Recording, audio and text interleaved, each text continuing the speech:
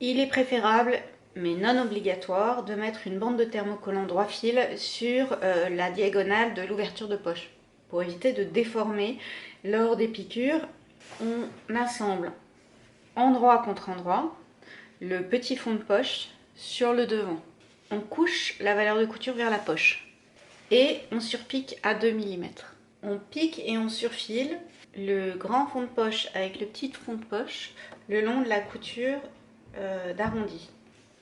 Ensuite, on bascule la poche sur l'envers des devants et on maintient le bas de la poche et le haut de la poche avec une surpiqûre à 0,5. On met endroit contre endroit les deux devants. On marque ce point là qui est à 1 cm du bord de la fourche et à 1 cm du bord du rabat. On va piquer cette partie-là avec la longueur de point standard de notre machine. On fait un point d'arrêt et ensuite toute cette longueur-là, le milieu devant, on va la piquer avec une longueur de point maximum.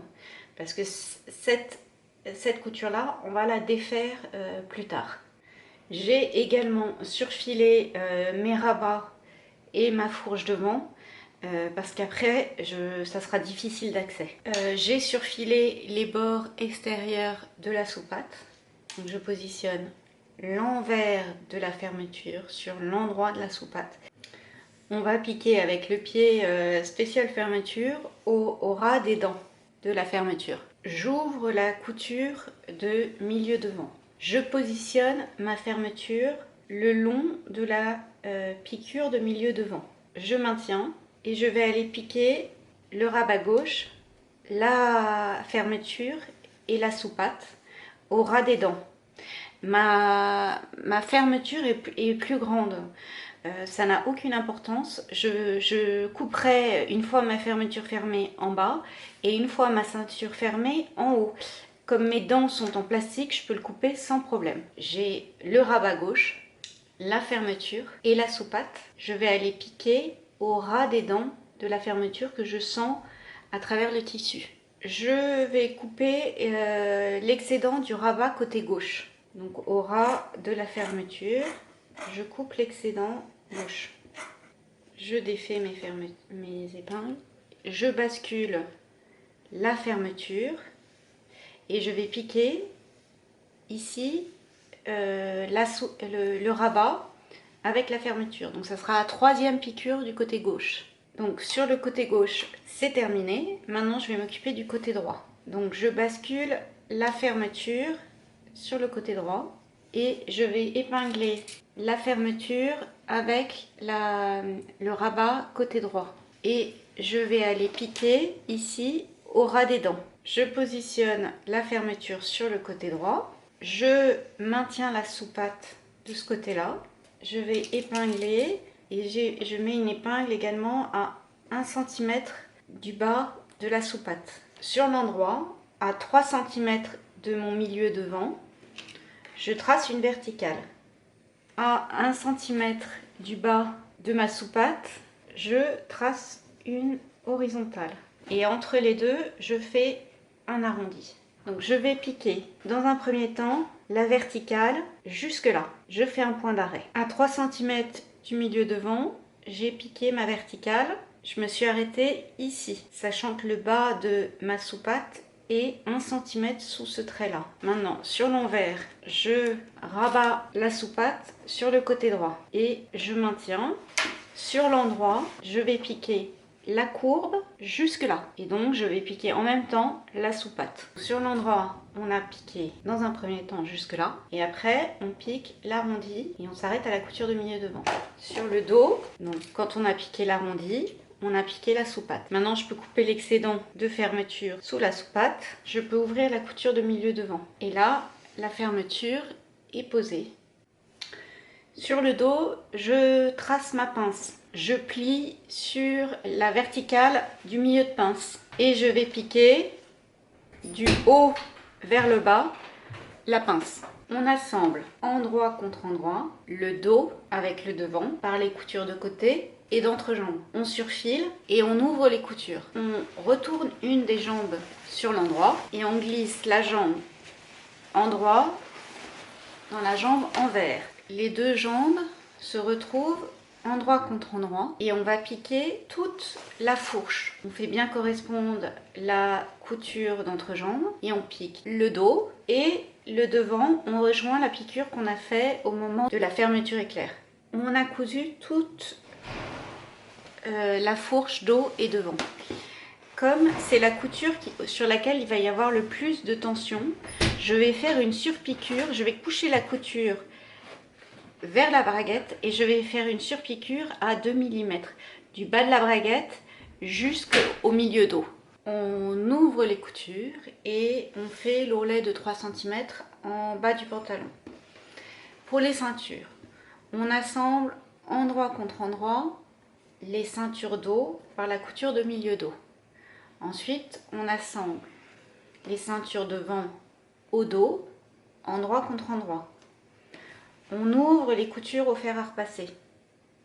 Sur une des ceintures, on surfile le bas de la ceinture. Ce sera la ceinture intérieure du pantalon. Pour les passants, on coupe une bande de 4 cm de large et on fait un rentrée de 1 cm de part et d'autre, puis on replie en deux. Et là, on va surpiquer à 2 mm. Aux emplacements prévus sur la ceinture, vous fixez les passants. Ensuite, vous mettez endroit contre endroit la ceinture intérieure sur la ceinture extérieure et vous piquez la couture du haut de la taille. On assemble endroit contre endroit la ceinture intérieure avec la ceinture extérieure. On couche la couture vers la ceinture intérieure et on surpique à 2 mm tout le long de la ceinture. On pique les extrémités de la ceinture, endroit contre endroit. On va piquer les passants sur le bas de la ceinture extérieure. Il faut qu'il y ait un peu de souplesse pour pouvoir glisser après la ceinture, donc environ 5 mm d'écart. Donc on va piquer ici, maintenir à 0,5 chaque passant. Et les passants dépassent de la ceinture à l'origine de 5 mm. On épingle endroit contre endroit la ceinture extérieure avec la ceinture du pantalon. Donc le cran de milieu devant sur le milieu devant. On épingle tout autour. On couche les pinces vers le côté du pantalon.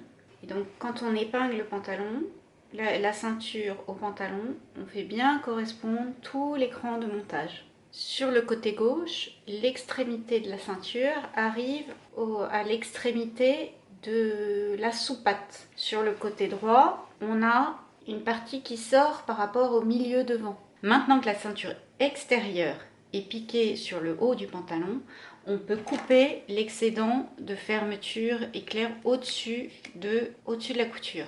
On va rabattre la ceinture intérieure sur, donc ça c'est le haut de mon pantalon, là c'est ma ceinture extérieure et ça c'est ma ceinture intérieure. Donc je mets la ceinture intérieure et je prends le pantalon en sandwich entre les deux épaisseurs de ceinture. Je vais piquer à 1 cm jusqu'au cran de milieu devant. Ça c'est mon côté gauche. Sur mon côté droit, je vais faire pareil. Je mets le pantalon en sandwich entre les deux épaisseurs de ceinture. Ça c'est mon cran de milieu devant. Je vais piquer jusqu'au cran de milieu devant et sur quelques centimètres après, c'est-à-dire jusqu'à la fermeture éclair. Donc là, j'ai ma fermeture. Donc ma ceinture intérieure et ma ceinture extérieure prennent en sandwich le haut du pantalon et je vais piquer jusqu'à la fermeture éclair. Sur le côté gauche, je pique jusqu'au cran de milieu devant. Sur le côté droit, je pique jusqu'à la fermeture éclair. On crante les angles de bout de ceinture. On retourne sur l'endroit. Je vais repasser en couchant la valeur de couture vers la ceinture extérieure. Donc je rabats, je vais repasser comme ceci. J'ai oublié de vous préciser, les ceintures doivent être obligatoirement entoilées. On repasse également la ceinture, le lien entre la ceinture intérieure et extérieure, on le couche sur l'envers du pantalon. Donc au niveau des extrémités, on a la ceinture extérieure qui sort progressivement. Sur l'endroit, on va épingler dans le sillon de la couture. Et après, on va piquer dans le sillon de la couture. Donc on épingle la ceinture intérieure et la ceinture extérieure. Et on va aller piquer dans le sillon de la couture. Donc voici la vue sur le dessus et la vue sur le dessous. Il reste à coudre les boutons et faire les boutonnières. Sur le côté droit, on fait la boutonnière au bout et on coud le bouton à l'intérieur. Sur le côté gauche, on fait la boutonnière au bout et on coud le bouton à l'extrémité de la boutonnière droite.